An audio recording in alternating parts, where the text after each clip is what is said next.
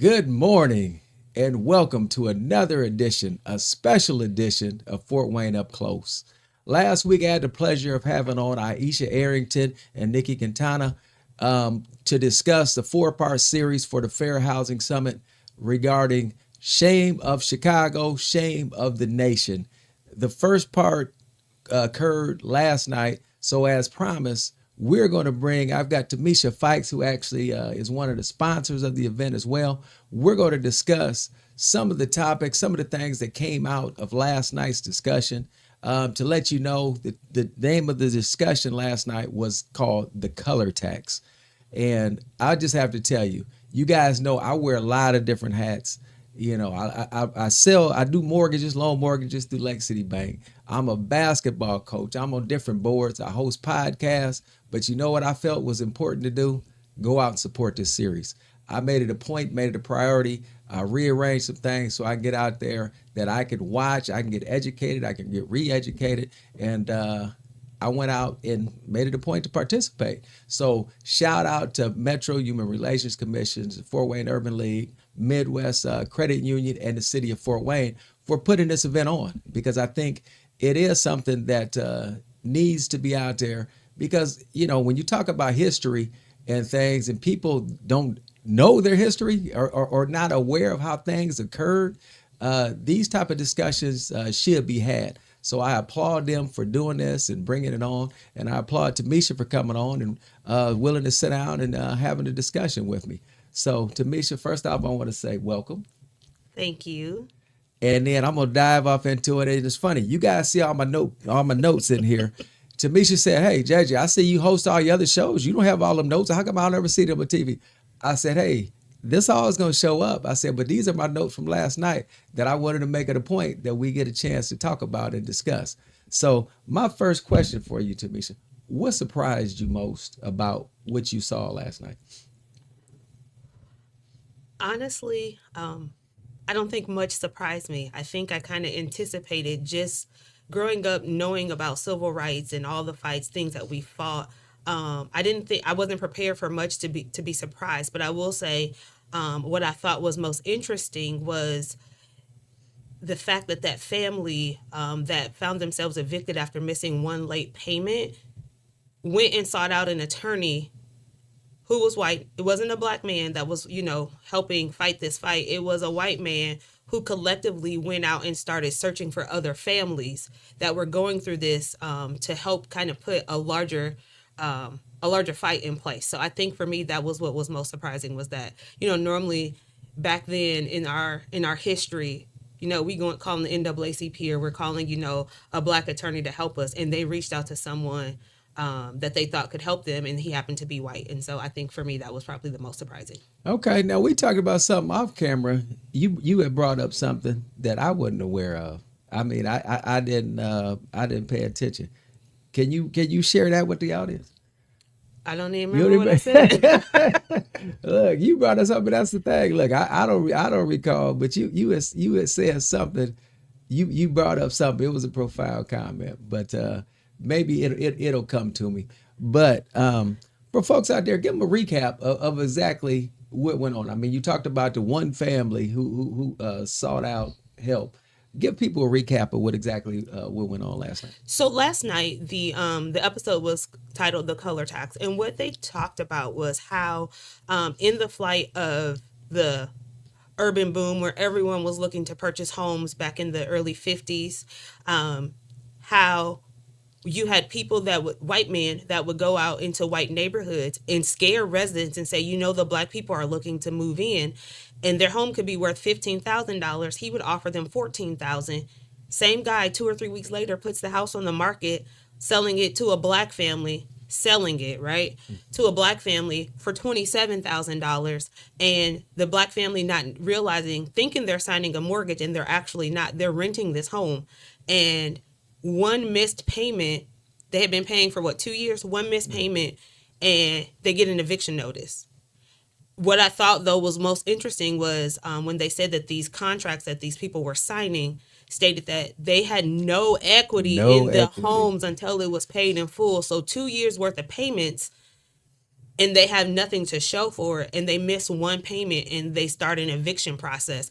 And I think for me, just seeing that and how eye-opening that was for these people who were then getting financial backing from doctors and lawyers to help drive this real estate market. So they're basically moving the Black people into these neighborhoods and moving the white people out of these neighborhoods because they don't want to integrate the neighborhoods, but taking advantage of people. So the Black people were paying twice the amount of a mortgage Three if times. they would have went to an actual financial institution. And back then, I want to say they mentioned in the series as well, there were 243 banks in Chicago, and only one at the time would lend to Black people who were looking to move into Black neighborhoods. If you were looking to move into a white neighborhood, they will not approve a loan for you.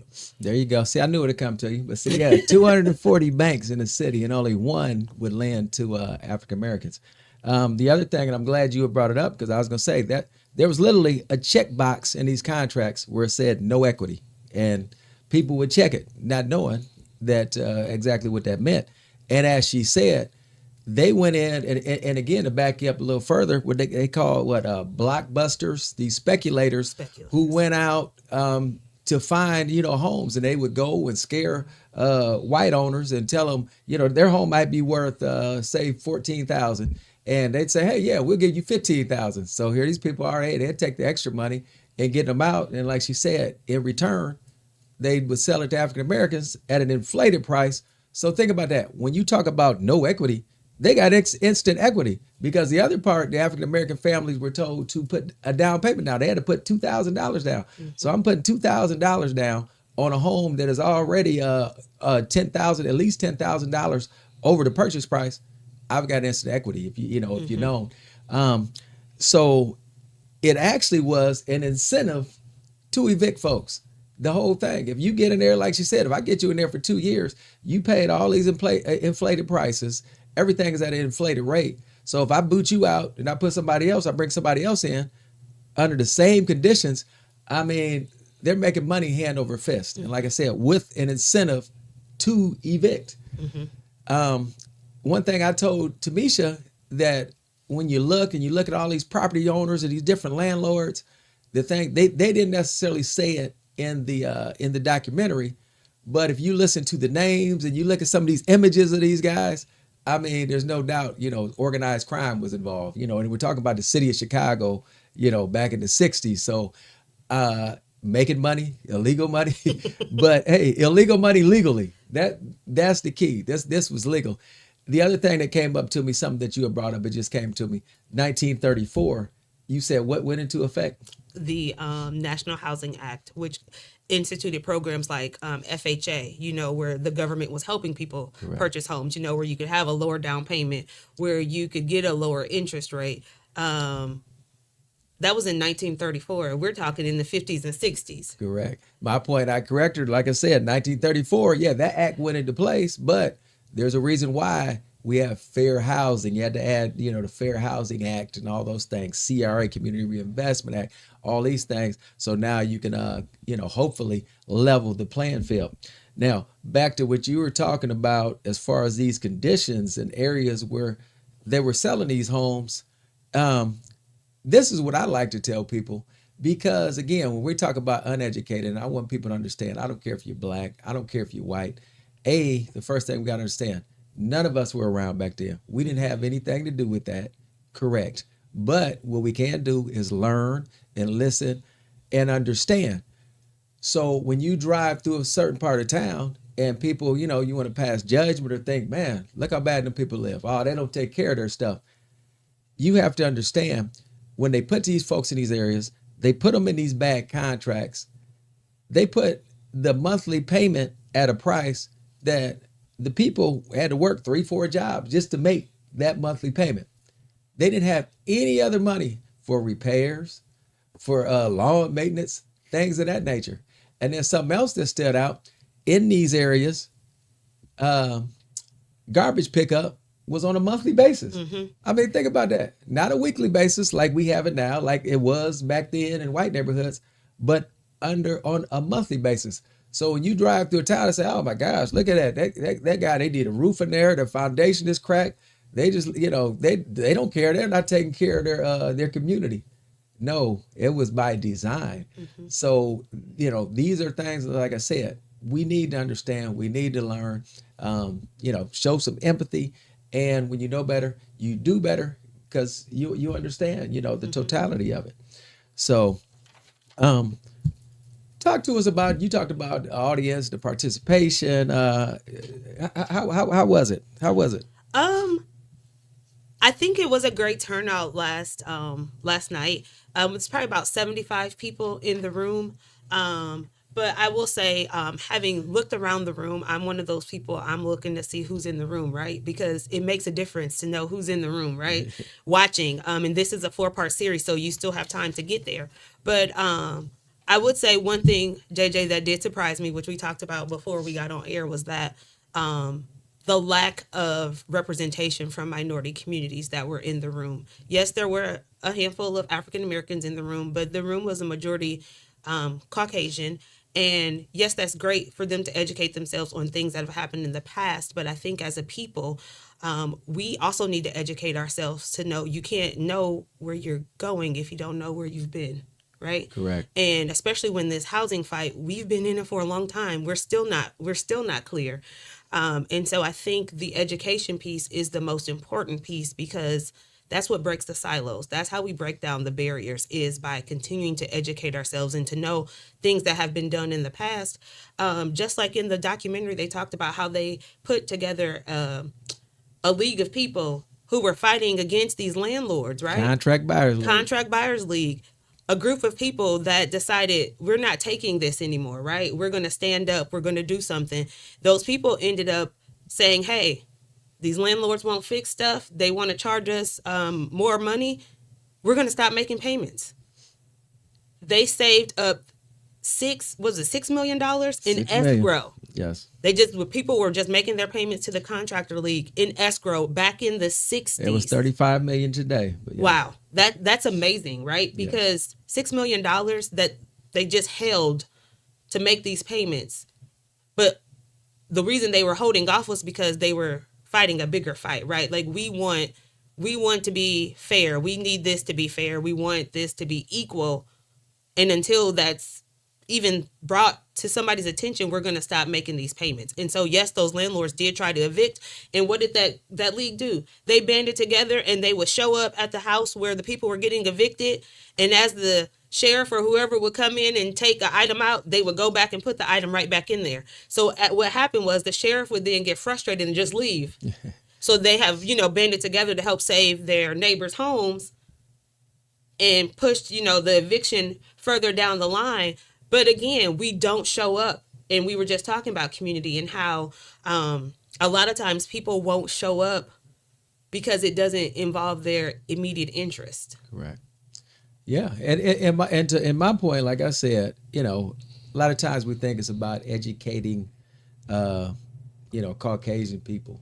But it is just as much about educating them. It's about educating the whole community, because I know that there's a lot of African Americans that think, oh yeah, black people, they don't take care of their stuff. You go to certain neighborhoods, they just look, it's raggedy, this, that, the other, and not understanding mechanisms that have been put into place and understand how folks got into their circumstances. So it is something for everybody to learn and learn from. And back to when you talked about, the CBL, Contracts Buyer League, when you think about the sign of the times, blacks come together, basically unionizing. Not only are they putting their home at stake, we know good and dang well they're putting their lives at stake. Yep. And like I said, when you look at the names and the images of these property owners, things got a little ugly, got a little rough. And as Tamesha talked about, they saved $6 million, which is $6 million, which is $35 million today. But there were 50 people that still ended up getting evicted. But when it comes down to the greater good, it's something that absolutely had to be done.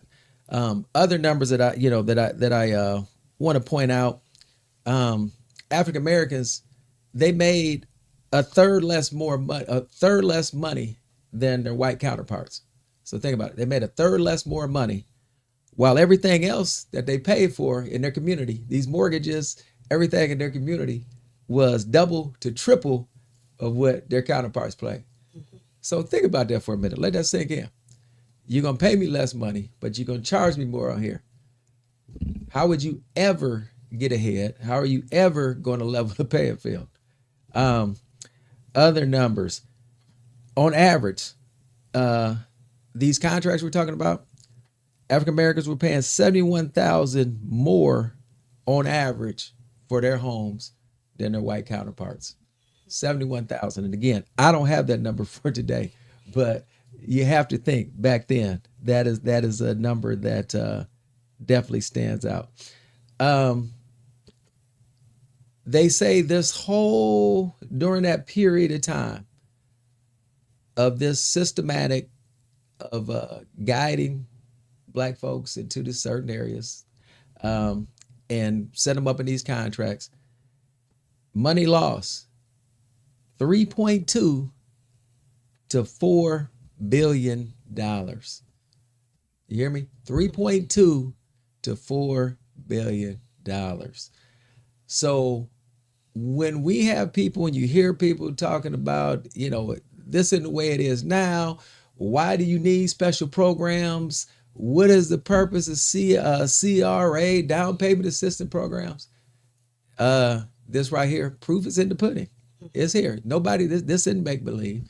The numbers are there. These laws, because it was legal, is documented. And if you go and you just look at, if somebody was to tell you some of the things that went on, if they just told you that without you having the fact, you would. Who would believe it? Mm-hmm. Who would believe it? This is something like, man, come on now, get out of here. Nobody did that.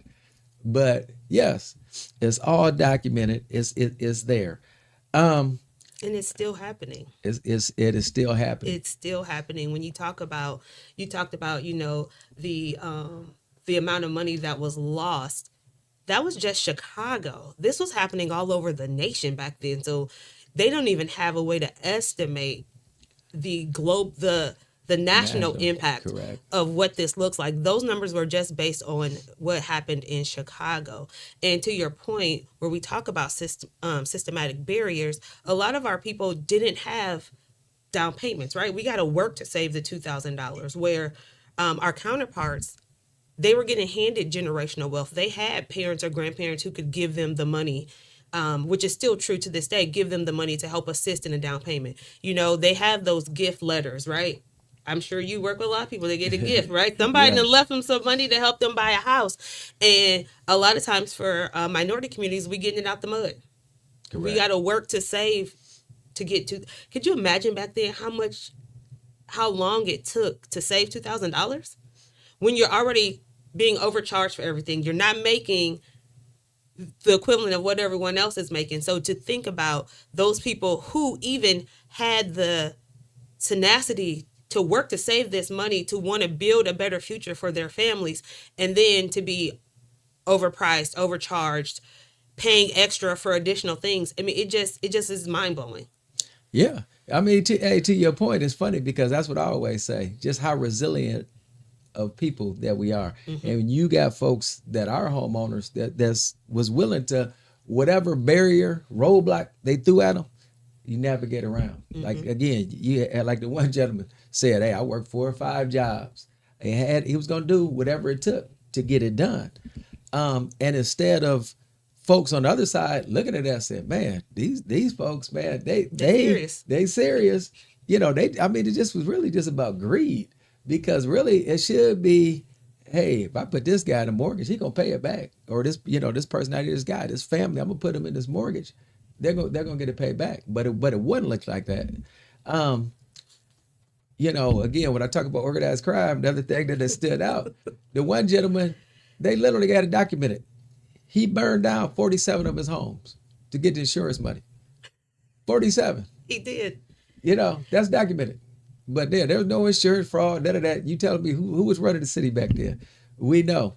And when we talk about, the money that's lost, what does that mean? What do you guys mean? The family wealth of a Black person is $1,107. $1,107. Because think about it, when you think about home ownership and you have a home that's in your family that's paid off, that's a nice little nest egg. So $1,107 in family wealth for black families to $100,000 for white families. And we know, hey, 100,000. Again, if I got a home, I always bring up the GI Bill. I talk about it. Was an excellent way to allow folks to get a head start. Get a home with a down payment, get your education, start your career. Something that African Americans were denied. But that is something again that just stands out, and we have to continue to educate folks. And when you see stuff creeping in or that isn't right, unfair practices, you have to be willing to step up, say something, and address these issues. Back to your thing, you kind of glossed over doctors and lawyers back in. There literally were syndicates of doctors and attorneys. Now, we say it to this day.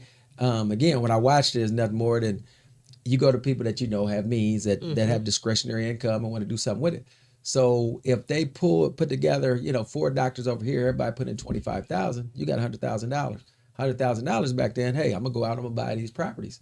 So now what I don't know is, did the doctors, did the lawyers, were they aware exactly what was going on?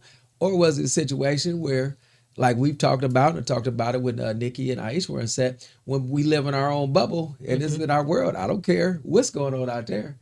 It's no big deal. Because that's over there, I'm over here. I'm making this money because I forget. I think I want to say you get 10 to 20% back on your investment, which is a heck of a return. And but again, all money is a good money. And it's all about, if you want to be greedy, you can be greedy, or at the expense of some folks. I mean, you have want to put some moral, some value, something to this. For sure. So I'm gonna tell you what, I am looking forward to part 2. Again, I'm not gonna miss it. I've got each of these dates marked on my calendar. Again, I've rearranged practices, rearranged meetings, so I can get there. I can be there. Have my notepad. Hey, she joked. This is a city notepad, because they do. Hey, they feed you. They give you a little swag. So I utilize my notepad to get my notes out there, and I will be at the next session. Yes. So, what's the topic for the next session? The topic for the next session, let me pull it up and Chicago, the plan. Is that what it is? That is. I'm gonna let you go ahead. Yes. Chicago, the plan, part 1 and 2. So this episode is going to track Chicago's racial violence, the restrictive covenants, and redlining origin, showing how racist realtors shaped federal housing policy nationwide. So I think this is probably going to give us a more a look into, from a national standpoint, like these laws that were being put into place. And again, it's all systemic, right? They knew what they were doing. They knew they were, like you said, they were getting greedy. They were looking for a way. Oh, they won't know. We're skimming some off the top. We're going to make it seem like it's for everybody, but it's not. And so I think in this episode, I've not seen it yet, but I'm looking forward to seeing what that all entails. All righty. Perfect. So, hey, series. Actually, go ahead. Give the folks the time again. I'm gonna steal your thunder. You. It is every Wednesday, the month of February, from 5:30 to 6:30. Will be the next. So the next 2 weeks we will have. Well, the next 3 weeks. I'm sorry. And then that last week there'll be a panel which consists of myself, Mayor Sharon Tucker, Ms. Linda Golden, and Melissa McCann from Habitat for Humanity. We will have a panel, and we'll probably be bringing some of these situational things from the movie and talking about exactly what that looks like here in Fort Wayne, or what that looked like in Fort Wayne, and how do we move forward with some of the things. So if you are not busy, come out to the library. We're down in the theater on the bottom floor, 5:30 to 6:30. Like Jay just said, they've got snacks provided for you to tide you over till you get home to get dinner. But it's a great educational opportunity. Bring your children, especially if they're wanting to learn more about it. Again, this is Black History Month, so what better way to kick it off with some education around housing. Yay, excellent. You're right. Now, this is what my parting shot. Understand, we're talking about Chicago. Last I checked, Chicago is in the north, isn't it? Mm-hmm. So, we hear about civil rights and things, and everybody knew about down south. and Jim Crow laws, and we saw the marches, in Alabama and things of that nature. But Chicago was where folks, escaped to, came Right, up to North right. for a better way of living, not understanding that it was just as bad, if not worse. And if look up the term, you have overt and you have de facto. When we talk about racism and segregation down south, you knew where you stood. It was right there, signs on the wall, on the door. But then you come up north, there was no signs that said you weren't welcome. There was nothing on the door that says you can't come in. But there was all kind of stuff behind the scenes going on, de facto racism and segregation. So again, until next time, literally until next time, because next Thursday we're going to be back here discussing the Chicago plan, bringing it to you. Hope to see more of you guys out there. Come holler at me when you come out of that Wednesday, and we can have our own little private discussion. But until next time, I am out of here. JJ Foster, your host. Fort Wayne Up Close, ONB. We're out.